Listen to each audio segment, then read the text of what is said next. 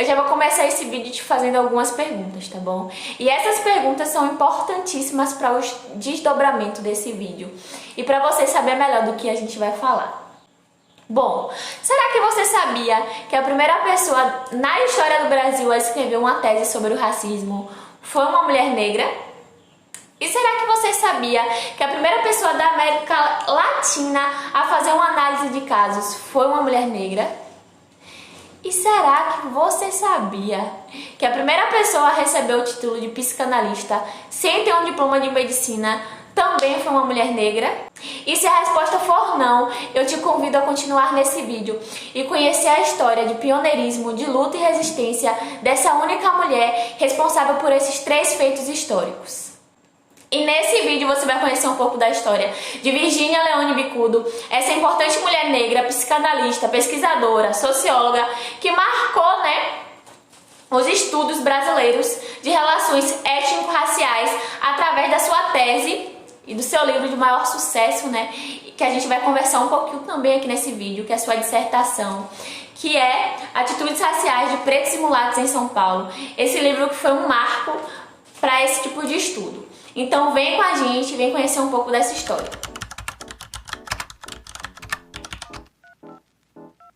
Virginia Leone Bicudo nasceu em São Paulo em 1910 e foi a primeira pesquisadora e professora negra a ocupar um lugar de destaque na divulgação e construção da psicanálise no Brasil. De uma família de trabalhadores com poucos recursos, sua mãe era imigrante italiana e seu pai era filho de ex-escrava que teve direito à lei do ventre livre.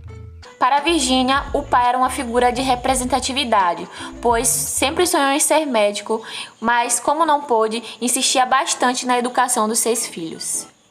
Em 1930, Virginia Leone se forma na escola normal e começa a cursar Educação Sanitária no Instituto de Higiene de São Paulo, em 1932. E é também nesse espaço que Virginia começa a perceber interesse pela sociologia, porque ela gostaria de esclarecer algumas dúvidas que ela tinha sobre o espaço social. Fui para a escola de sociologia porque eu tinha sofrimento, tinha dor, e eu queria saber o que me causava tanto sofrimento. E eu colocava que eram condições exteriores a mim. Então eu pensei que sociologia ia me esclarecer sobre os motivos do meu sofrimento.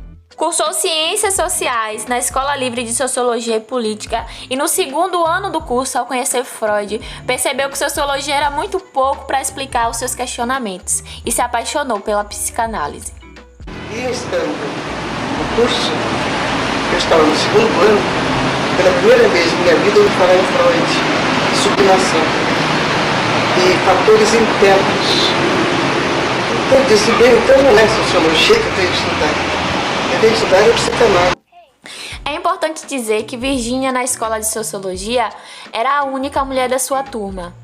Ela já tinha começado a escrever sua tese, a tese tão importante, e o interesse pela psicanálise só aumentava. É aí que ela procura o professor Durval Marcondes, o qual aconselha ela a conhecer um pouco mais sobre Adelaide Cox, que é essa psicanalista tão importante que torna Virginia Bicudo a primeira pessoa a fazer uma análise no Brasil. Em 1998, ao dar entrevista, Virginia esclarece um pouco sobre essa relação da sociologia e psicanálise, o que deixou ela ainda mais curiosa e estreitando esses laços. Ela diz que através da sociologia ela conseguia explicar os estados sociais e na psicanálise ela conseguia proteção para as expectativas que ela tinha sobre rejeição. E foi dessa junção que nasce a dissertação Atitudes Raciais de Pretos e Mulatos em São Paulo, que foi a primeira dissertação defendida sobre esse tema no Brasil. Na construção dessa tese, ela utiliza entrevistas e apresenta depoimentos de 31 pessoas, distribuídas entre as classes inferior e média. Isso porque naquela época não acreditavam no preconceito racial, e sim no preconceito socioeconômico. Então assim ficaria mais fácil para ela exemplificar. E a partir disso, ela consegue perceber a condição econômica, profissional e nível de instrução de pessoas pretas e mulatas. sendo assim a primeira tese de fato a tratar do racismo e tratar da precariedade que tinham as pessoas pretas, viviam as pessoas pretas. E a partir disso se constrói a primeira ideia de fato contra o negacionismo do racismo no Brasil. E para entender ainda mais sobre essa obra e sobre essa mulher excepcional que marcou a história do Brasil e principalmente a história do povo preto, vamos destrinchar um pouco ainda mais essa obra e dividir com vocês alguns pontos importantes dela.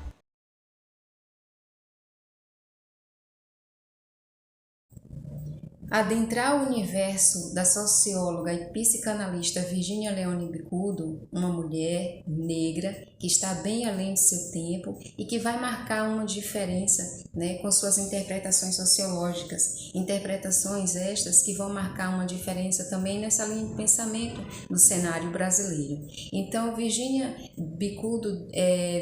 Leone Bicudo, desde muito cedo, ela sofreu as dores internas e externas causadas pelo preconceito de cor. E diante desse fato, ela procura entender o preconceito racial. E aí, em sua dissertação,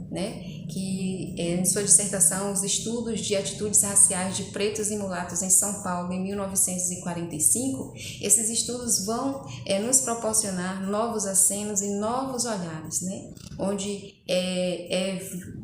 vai perceber que não existe uma harmonia racial no país. Contém as entrevistas que têm por finalidade estudar as atitudes do indivíduo de cor no que se refere ao preto, branco e o mulato. E Virginia vai, através desses relatos, as vozes que vão ecoar nesses relatos são pessoas que são vítimas diariamente desse preconceito racial.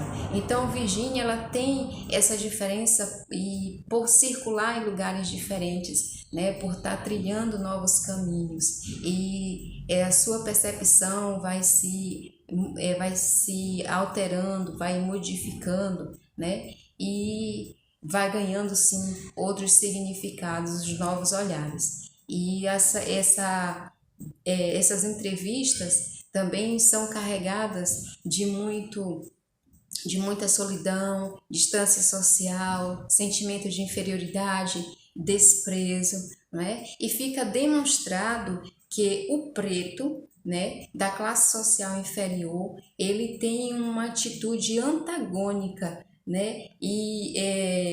no que resulta na falta de solidariedade com o preto e manifesta uma simpatia com o branco. E as classes sociais intermediárias, esse grupo social se esquiva da categoria de cor e não quer uma aproximação, não quer companhia com o preto, mas quer uma aproximação com o branco. Esse mulato, ele sente ter mais direitos em ser branco. Então, quando o indivíduo branqueia não só na cor, mas também na personalidade, ele tem uma aceitação social maior. E o que importa é a aparência. Então, nesses estudos proporcionados pela Virginia, é importante ressaltar também a Associação de Negros Brasileiros, que tentou marcar diferenças, mudanças naquele cenário, onde, junto com pretos conscientes, de lutar pelas barreiras impostas pelo branco. Então, buscando também essa consciência de grupo, em busca de reivindicações, de formação e informação, de instrução e essas reivindicações no aspecto também econômico, político e social. E ainda assim, o negro ele tem uma concepção, o preto ele vai ter essa concepção desfavorável de si. Diante desses relatos, proporcionado aí nessa dissertação, tem um relato interessante que vai dizer que, historicamente, a desorganização moral e econômica do negro se explica na abolição da escravatura, porque ele vai dizer que o negro ele tem essa liberdade física, mas no dia seguinte ele é abandonado, né? E ele deixa as correntes, né? Dia 13 de maio, mas no dia 14 ele é acorrentado, porque a sociedade não aceita, a sociedade continua desprezando, continua o preconceito. Então, por mais que essas pessoas demonstrem sua capacidade intelectual e profissional, a sociedade não aceita. Então, trazendo para os nossos dias atuais, vivenciamos esse 14 de maio diariamente.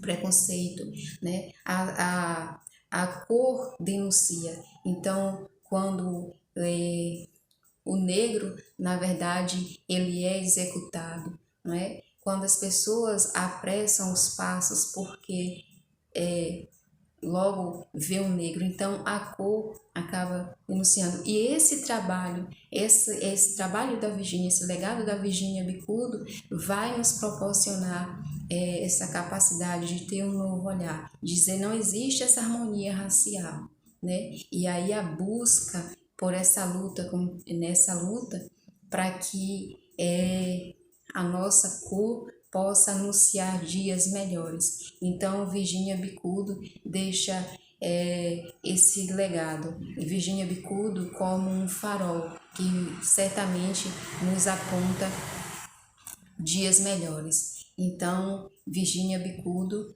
para sempre presente.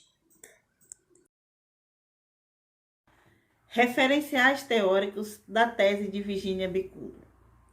Em sua tese, Virgínia Bicudo cita alguns autores, como Donald Pearson, de Negrões e Brasil, Everett Steinocks, de The Marginal Man. Esses dois autores, em suas obras, eles falam sobre a importância da pesquisa de campo e sobre as relações raciais. Nas citações de Faris, ela usa como um parâmetro para entender as atitudes da sociedade. Assim também quando ela cita o autor Robert Park. Já Bigan e Moore é referência para o uso de maior quantidade de entrevistados quando há divergência de opiniões. Horaci Nogueira serviu para analisar a existência de diferentes tipos de preconceito. Ao citar Gilberto Freire, ela faz isso quando ela fala sobre miscigenação. Virgínia ainda cita como referência um jornal da época, ao qual ela dá um nome fictício de Os Descendentes dos Palmares. Esse jornal ele era usado pelas associações de negros para dar voz ao chamar a atenção de seus irmãos de cor da importância que eles tinham para a sociedade. Ainda analisando essas referências, há uma ligação entre alguns autores. Robert Park e Donald Pearson. Robert Park foi o orientador da tese de Donald Pearson, a qual ele fez sua pesquisa de campo aqui na Bahia. E essa tese serviu para o seu doutorado. Donald Pearson foi o orientador de Virgínia Bicudo em sua tese. Todos esses autores, eles chamam nossa atenção para que nós possamos refletir sobre as relações raciais em nossa sociedade. Ainda hoje, é possível perceber as diferenças nessas relações. Em 1945, Virgínia Bicudo defende sua tese de mestrado sobre as questões raciais na cidade de São Paulo. teve como orientador o sociólogo Donald Pearson. Sua pesquisa foi com base principal nos estudos empíricos realizados em São Paulo. Foram realizadas 30 entrevistas divididas entre negros, mulatos e brancos, assim também como por diferentes classes econômicas. Estudar as relações raciais em meio a uma população que já estava em luta para entender e aceitar as diferenças de atitudes e sentimentos nessa comunidade foi um grande desafio para Virgínia.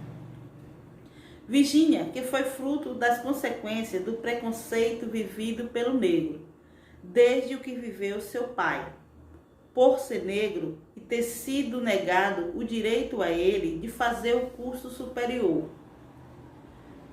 As próprias experiências dela do preconceito de cor é o que vai dar embasamento para que ela faça essa pesquisa em sua tese. Ao estudar as relações raciais, tem aí toda uma história de vida, realizando uma nova versão dos preconceitos vividos na construção da sua vida. Quando entrevista os negros, mulatos, em diferentes classes sociais, Virgínia relata as diferentes situações e opiniões dos entrevistados, frente às situações que viveram e que ainda vivem em função da cor. Muitos desses irmãos de cor falam de si e da sua vivência entre os pares e entre os brancos, que de acordo com essas experiências, os mesmos desenvolvem sentimentos que tanto são de pertencimento à classe, como também é de rejeição. Quando em algumas entrevistas, tanto negros como mulatos dizem que não se envolvem ou não se casariam com o irmão da mesma cor, isso acontece como uma forma de se defender dos preconceitos vividos. Assim também, quando defendem o branqueamento da raça, nada mais é do que o reflexo das mazelas vividas e que não querem que suas futuras gerações sofram o mesmo preconceito. Virgínia Bicudo nos faz refletir que até hoje nossa sociedade ainda luta contra essas relações raciais, que tentam permear no julgamento, no tratar o ser humano, diferenciando-o pela cor ou pela posição econômica. Ainda não é normal para o negro viver em igualdade com o branco.